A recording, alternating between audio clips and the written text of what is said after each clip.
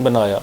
کہ جس کی ٹانگیں بھی نہ ہوں، جس کی دم بھی نہ ہو، جس کے کان بھی نہ ہوں، جس کے دھڑ بھی نہ ہوں، جس کی آنکھیں بھی نہ ہوں، تو وہ شعر تو ہوتا ہی نہیں، تو میں کیسے بنا سکتا ہوں؟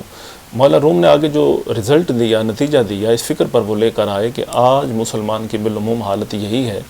کہ وہ احکامات کی طرف توجہ نہیں کرتا، وہ نماز روزے کا اس کو پتہ نہیں ہے، نماز روزے کی طرف وہ نہیں جاتا، اور برائی کی طرف اتنا لوگ جا رہے ہیں، اتنی کشش ہے اس میں۔ اگر ہم بھی دیکھیں اس وقت جو ہمارے جس معاشرے میں ہم رہ رہے ہیں، یہاں پر یہ مثال موجود ہے کہ اگر کوئی ایسا فنکشن ہو جس کا جو کو غیر شرعی ہم اس کو کہہ لیتے ہیں کہ سینما وغیرہ اس میں فلمیں لگتی ہیں، تو 5,000 10,000 کے ٹکٹ وہاں پر فروخت ہوتے ہیں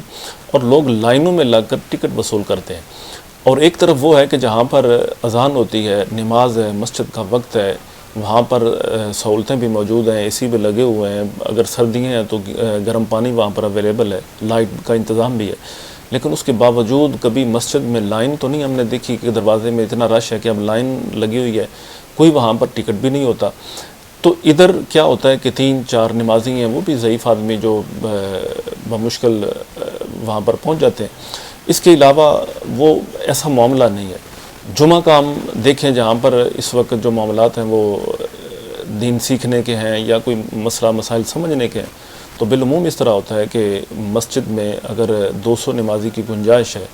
تو پہلا جو سپیچ کا ٹائم ہے وہاں پر اس وقت بہت زیادہ لوگ ہوں گے، تو شاید 20-30 ہو گئے، 40 ہو جائیں گے، لیکن جب اذان ہوتی ہے تو اذان کے بعد جماعت کے وقت تک تقریباً 50 بندے، 100 بندے، 150 بندہ اس دوران میں آ جاتا ہے۔ تو حضرات گرامی، ایک تو ہم نے یہ سمجھنا ہے کہ ہم نے دین کے لیے ہم نے سٹرگل کتنی کی، کتنی کوشش ہم کر رہے ہیں۔ تو مولا روم نے وہ نتیجہ وہی دیا۔ وہ کہتے ہیں کہ وہ کیسا مسلمان ہے آج کل کہ جس نے نماز بھی نہیں پڑھنی، جس نے اللہ کے احکامات کا خیال بھی نہیں رکھنا، رسول اللہ صلی اللہ علیہ وسلم کی سنت کا خیال بھی نہیں رکھنا، اور اسلامی تعلیمات کو اس نے کبھی فالو نہیں کرنا، تو وہ کہتا ہے کہ میں مسلمان ہوں، میں کیسا مسلمان ہوں؟ تو اس میں یہ ایک تو یہ بات ہے کہ ہم نے اس کو ذہن نشین رکھنا ہے کہ ہمیں ہر وہ سٹیپ، کیونکہ اسلام ایک جامع دین ہے، مکمل دین ہے، کامل دین ہے، اکمل دین ہے، اور یہ یقین جانیں آپ، مجھے ایکسپیریمنٹ اس کا ہے، میں خود بیرون ملک میں نے سفر کیے ہیں، تو میں نے دیکھا ہے کہ ان لوگوں کی ترقی اور کامیابی کا راز یہی ہے کہ انہوں نے اسلامی اصول اپنائے ہیں۔ وہ مسلمان نہیں ہیں، انہوں نے کلمہ نہیں پڑھا، لیکن تعلیمات ان کے پاس ہمارے والی موجود ہیں۔ ہمارا المیہ یہ ہے کہ ہم مسلمان تو ہیں، لیکن ہمارے پاس وہ تعلیمات جو سرکار مدینہ صلی اللہ علیہ وسلم نے ہمیں عطا فرمائیں ان کو ہم فالو نہیں کر رہے۔ بالعموم اس طرح ہی ہے، ان کو فالو نہیں کر رہے، اس کے لیے ہماری سٹرگل نہیں ہے، کوشش نہیں ہے۔ تو اگر ہم کوشش کریں گے اس طرف جانے کی تو انشاءاللہ اللہ پاک ضرور اسباب پیدا فرمائے گا، آسانیاں پیدا فرمائے گا۔ تو ہمیں جن سے متاثر، جن کو ہم سے متاثر ہونا چاہیے تھا، آج بد نصیبی یہ ہے، بدقسمتی یہ ہے کہ ہم ان سے متاثر ہو رہے ہیں۔ تو ایک تو یہ اس میں دیکھنا ہوگا۔ دوسری بات یہ ہے کہ مسلمان کی کچھ ذمہ داریاں ہیں، اس کی رسپانسبلٹیز ہیں اپنے معاشرے میں رہنے کے لیے، کہ اس کا اپنی فیملی میں کردار کیا ہے، اس کا اہلیان محلہ، دیگر اپنے دوست احباب ان کے ساتھ اس کا کردار کیا ہے۔ حضور نبی کریم علیہ السلام کے بے شمار فرمودات ہیں اس حوالے سے کہ ہمیں اپنی سوشل لائف ہمیں کس طرح گزارنی چاہیے۔ ہم آج سوشل جو لائف ہے ہماری، جو ہماری سوشل معاملات ہیں، وہ بھی بڑے خطرناک صورتحال اختیار کر چکے ہیں۔ ہمیں پتہ ہے کہ جب بچپن میں ہم دیکھا کرتے تھے کہ اگر کوئی بزرگ ہمارے گاؤں کے وہ کسی رستے میں آ رہے ہیں تو نوجوان ہیں، کوئی سگریٹ نوشی کر رہے ہیں، تو وہ ان کے ادب میں، حیا میں وہ سگریٹ پھینک دیا کرتے تھے، اور وہ سمجھتے تھے کہ یہ بزرگ خواہ کوئی بھی ہیں تو یہ ہمیں اس کو اچھا نہیں سمجھیں گے، اس کو ڈانٹیں گے، روکیں گے ہمیں، تو ان کے ادب کی وجہ سے وہ ایسا نہیں کرتے تھے ان کے سامنے۔ لیکن آج بہت بے باکی ہو گئی ہے، اور اس تعلیم نے، جو تعلیم ہم نے مغرب سے حاصل کی ہے، اس نے ہماری سوشل لائف کو بھی کافی ڈسٹرب کیا ہے۔ ہمارے پاس، میں تو یہ سمجھتا ہوں کہ علم کم ہو لیکن ادب ہو، اور وہ علم نافع ہے، نفع والا ہے جس میں ادب ہے۔ اگر وہ علم جو انسان سیکھتا ہے لیکن اس میں ادب ختم ہو رہا ہے، کہ وہ بے باک ہو گیا ہے، کہ اس کو یہ نہیں پتا کہ میں نے باپ کے سامنے گفتگو کیسے کرنی ہے، ماں کے ساتھ گفتگو میں نے کیسے کرنی ہے،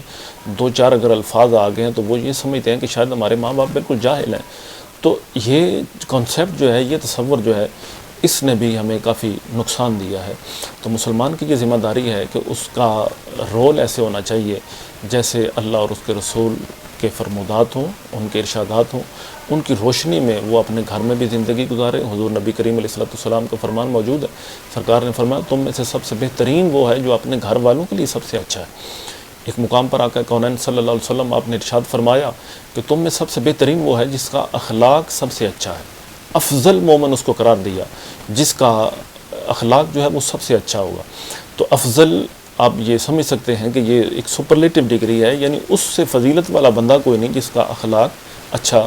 ہوگا۔ تو اگر اخلاق اچھا ہو تو یقیناً، اور آج کل بالعموم یہ بھی معاملہ دیکھنے میں آ رہا ہے کہ جو سب سے زیادہ پڑھے لکھے لوگ ہیں وہی بدخلقی کا مظاہرہ بھی کرتے ہیں۔ جنہوں نے زیادہ تعلیم حاصل کی ہے، اگر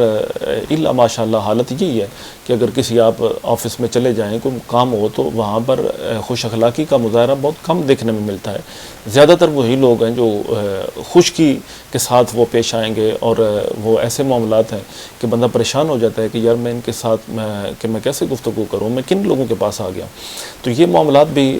اس کی طرف بھی ہمیں توجہ کرنی ہے کہ جس کا اخلاق سب سے اچھا ہے وہ بہترین ہے۔ اور یہ میرے خیال میں یہ سب سے بہترین قانون بھی یہی ہے کہ اگر اخلاقی طور پر انسان مضبوط ہو تو وہ قوم کبھی بھی وہ پستی کا شکار نہیں ہوتی۔ کامیابی کے لیے اچھے اخلاق کا مالک ہونا اور نبی کریم علیہ السلام آپ کے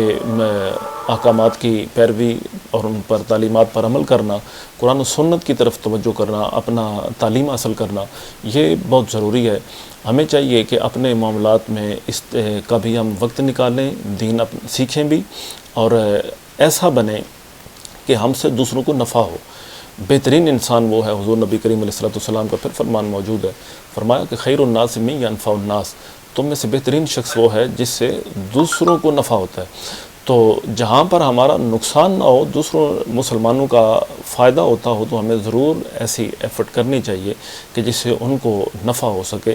تو یہ چند باتیں تھیں جو آپ کی خدمت میں نے پیش کر دیں۔ اللہ پاک ہمیں عمل کی توفیق عطا فرمائے۔ والسلام علیکم ورحمۃ اللہ